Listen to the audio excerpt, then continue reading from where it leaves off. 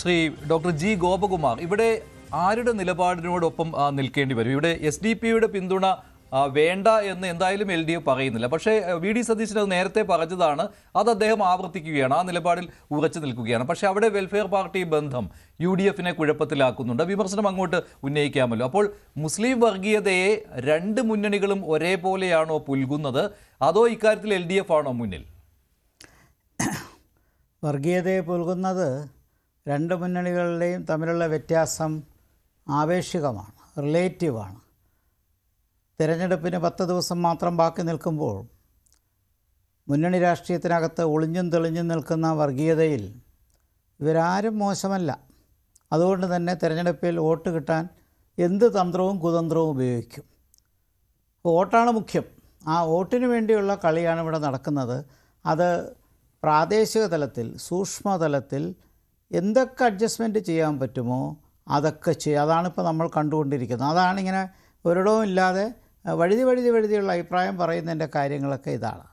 കാരണം മുസ്ലിം ലീഗ് എന്ന് പറയുന്നതൊരു മോഡറേറ്റ് കമ്മ്യൂണൽ പാർട്ടിയാണ്.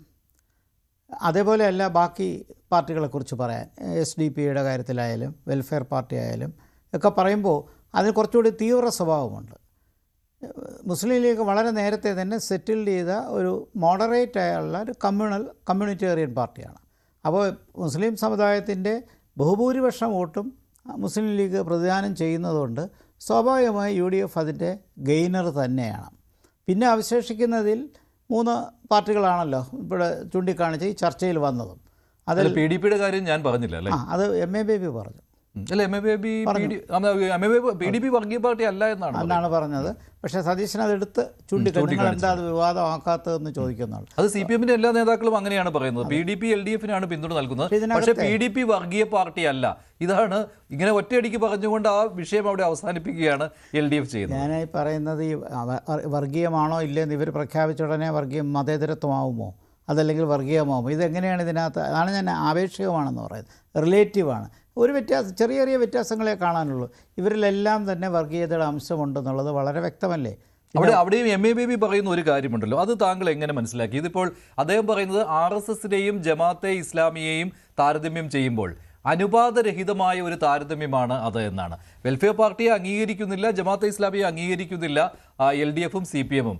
പക്ഷേ RSS-മായി താരതമ്യം ചെയ്യുമ്പോൾ അതൊരു അനുപാതരഹിതമായ താരതമ്യമാണ്. അവിടെ വെയിറ്റേജ് നൽകുന്നത് ജമാഅത്തെ ഇസ്ലാമിക്കാണ്. എന്തിനു വേണ്ടിയാണ് അങ്ങനെ ചെയ്യുന്നത്?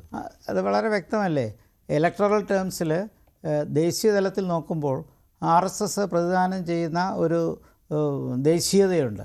അത് രാജ്യത്തിന് മുഴുവൻ കവർ ചെയ്യുന്ന രീതിയിലുള്ള ദേശീയതയാണ്. അത് 100 വർഷത്തോളമായി വന്നതിന് ശേഷം. അതുകൊണ്ട് തന്നെ അവരെ വോളിയൂമും അവരുടെ ശക്തിയും കഴിവുമെല്ലാം ഒരു വലിയ തരത്തിൽ ദേശീയ തലത്തിൽ ശക്തമാണ്. അതുകൊണ്ടായിരിക്കും അദ്ദേഹം പറഞ്ഞ അനുപാതരഹിതമാണെന്ന്. ഡിസ്പ്രൊപ്പോർഷനേറ്റ് എന്ന് പറയുന്നത് ഇലക്ട്രൽ ക്വാണ്ടിഫിക്കേഷനിൽ ഡിസ്പ്രൊപ്പോർഷനേറ്റ് ആണ്, യാതൊരു തർക്കവുമില്ല. ഇവിടെ വെൽഫെയർ പാർട്ടി അഥവാ ജമാഅത്തെ ഇസ്ലാമി എന്ന് പറയുന്നത് കേരളത്തിൻ്റെ ഭാഗത്ത് വരുമ്പോൾ ഒരു ചെറിയ ഭാഗം മാത്രമേ കാണത്തുള്ളൂ. നമുക്ക് ശാസ്ത്രീയമായി ഇവരുടെ വോട്ട് ഷെയർ എത്രയാണെന്ന് കൃത്യമായിട്ട് പറയാൻ പറ്റും. SDP-യുടെയും പറയാൻ പറ്റുന്നില്ല. അപ്പോൾ അതുകൊണ്ട് അദ്ദേഹം പറഞ്ഞതിനകത്ത് ആ ഒരു ഫാക്ടറുണ്ട്. കാരണം ദേശീയ തലത്തിൽ RSS ആണ് രാജ്യത്തിലെ ഏറ്റവും വലിയ നോൺ ഗവൺമെൻറ്റൽ ഓർഗനൈസേഷൻ ആണെന്ന് ഒരുപാട് പേര് സമ്മതിച്ചിട്ടുള്ള കാര്യമാണ്. അത് അതിൻ്റെ പ്രവർത്തനം അങ്ങനെ തന്നെയാണ്. അത് BJP അതിൻ്റെ ശക്തിയിൽ നിൽക്കുകയാണെന്നുള്ളത് നമുക്ക് വസ്തുതരം. മറ്റൊരു കാര്യം കൂടിയുണ്ട്. ഈ വെൽഫെയർ പാർട്ടി ചുരുക്കം ചില മണ്ഡലങ്ങളിലെങ്കിലും വിരലെണ്ണാവുന്ന വളരെ നാമം മാത്രമായി, ഇപ്പോൾ നിയമം വേണമെങ്കിൽ പറയാം, LDF-ന് പിന്തുണ നൽകുന്നുണ്ട്. അവരുടെ വാർത്താക്കുറിപ്പ് എടുത്ത് വായിച്ചാൽ കൃത്യമായിട്ട് മനസ്സിലാകും അല്ലേ? ടാക്ടിക്കലായിട്ടുള്ള അത് BJP ജയിക്കരുത് എന്നുള്ള ഉദ്ദേശം. അതാണ് സൂക്ഷ്മതലത്തിൽ ഈ പറയുന്ന ആശയങ്ങളൊക്കെ മാറി സൗകര്യം പോലെ പിന്തുണയ്ക്കും. ഇപ്പോൾ നിയമവും മഞ്ചേശ്വരവും തമ്മിലൊന്ന് താരതമ്യം ചെയ്യാമോ? നിയമത്ത് തീർച്ചയായിട്ടും SDP-ഐ എന്തായാലും ഇടതുപക്ഷത്തോടാണ്. അതേസമയം ജമാഅത്തെ ഇസ്ലാമി ഇപ്പോൾ പറയുന്നു ഞങ്ങൾക്ക് BJP-യെ തോൽപ്പിക്കാൻ വേണ്ടി ശിവൻകുട്ടിക്ക് വോട്ട് ചെയ്യും. അപ്പോൾ ഇതേ നിലപാട് സംഘടനകളുടെയും വോട്ട് LDF-നാണ്. അത് വളരെ വ്യക്തമായില്ല. അത്രയെങ്കിലും നമുക്ക് ഇതിനകത്ത് ക്ലാരിറ്റി. പക്ഷേ മഞ്ചേശ്വരത്ത് അങ്ങനെ വരില്ലല്ലോ. അവർ പറയുന്നുമില്ല. മഞ്ചേശ്വരത്ത് പറയുന്നുണ്ടോ? ഇല്ല, പറയുന്നില്ല. കാരണം സ്ഥാനാർത്ഥിയെ പിൻവലിച്ചു. പക്ഷേ എന്നിട്ട് വോട്ട് എങ്ങനെ മറിക്കുന്നുള്ളത് അറിയാൻ പാടില്ല. അപ്പോൾ ഇത് ലാസ്റ്റ് മിനിറ്റിൽ ഒരു വാട്സപ്പ് മെസ്സേജ് കൊടുത്തു കഴിഞ്ഞാൽ തീർക്കാവുന്ന കാര്യമേ ഉള്ളൂ. ഒരു പബ്ലിസിറ്റിയും വേണ്ട, ഒരു TV-യും വേണ്ട, ഒരു സോഷ്യൽ മീഡിയയും വേണ്ട. നേരെ യൂട്യൂബിൻ്റെ ആവശ്യമില്ല, വാട്സപ്പിൽ കൂടി അവിടുത്തെ വോട്ടേഴ്സിനെ ആ രീതിയിൽ ഇൻഫ്ലുവൻസ് ചെയ്യാവുന്നതേ ഉള്ളൂ. അവിടെ പിൻവലിക്കാൻ അവർക്ക് ആദ്യം താല്പര്യമില്ലായിരുന്നു. ഇനി നിർബന്ധിതമായപ്പോൾ പിൻവലിച്ചു. പക്ഷേ എന്നാലും അവിടുത്തെ തീരുമാനം മുസ്ലിം ലീഗിന് അനുകൂലമാണെന്ന് പറയുന്നില്ല ഈ നിമിഷം വരെ. അപ്പോൾ ഇത് തരാതരം പോലെ കളിക്കുന്നു എന്നല്ലാതെ തെരഞ്ഞെടുപ്പിൻ്റെ കണക്കുകൾക്കകത്ത് നിന്ന് ശ്രമിക്കുന്നു. ഇത് തന്നെയാണ് എം എ ബേബിയുടെ അഭിപ്രായത്തിലും. മറുവശത്ത് തീർച്ചയായിട്ടും സതീശനും അത് തന്നെയാണ് പറയുന്നത്. ഇതിനകത്തുള്ള വ്യത്യാസങ്ങൾ എന്ന് പറയുന്നത് ചില ഭാഗങ്ങളെ പ്രോഗ്രസീവാണെന്നും മറ്റു ചില ഭാഗം പിന്തിരിപ്പനാണ്. അത് പറയുന്നതിനകത്ത് യാതൊരു കാര്യവുമില്ല. പക്ഷേ സതീശൻ അതിൽ ആർജവം കാട്ടുന്നുണ്ട് അല്ലേ? SDP വോട്ട് വേണ്ട എന്ന് വേണ്ട, അത് ആർജവം കാട്ടുന്നു. അത് വളരെ വ്യക്തമായിട്ട് പറയുന്നുണ്ട്.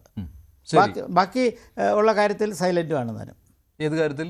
പിന്നെ വെൽഫെയർ പാർട്ടിയുടെ കാര്യത്തിൽ വരുമ്പോൾ അത് ഒരിക്കലും അതവരുടെ പരസ്യമായ ഒരു സഖ്യം. അതെന്ന് വെച്ചാൽ സഖ്യമെന്ന് പറയില്ല, ധാരണയാണ്. അത് സതീശൻ നേരത്തെ തന്നെ ഗുഡ് സർട്ടിഫിക്കറ്റ് കൊടുത്തിട്ടുണ്ട്. ഒരു തവണ ജമാഅത്തെ ഇസ്ലാമിക്ക്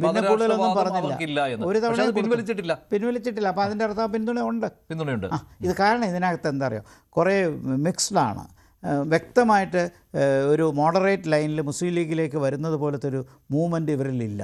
എന്നാൽ ചെറിയ ചെറിയ വിഭാഗങ്ങളായി 3-4 ചെറിയ സബ് മൈനർ പാർട്ടികളായി നിൽക്കുന്നു. ഇത് മുന്നണി രാഷ്ട്രീയത്തിനകത്ത് വിജയം പരാജയം നിൽക്കുന്നത് നേരിയ വോട്ടുകളുടെ വ്യത്യാസത്തിലാകുമ്പോൾ തീർച്ചയായിട്ടും ഇത്തരം കൊച്ചു കക്ഷികളാണെങ്കിലും അവർ തരാതരം മാറുന്നത് വിജയപരാജയങ്ങളെ സ്വാധീനിക്കും.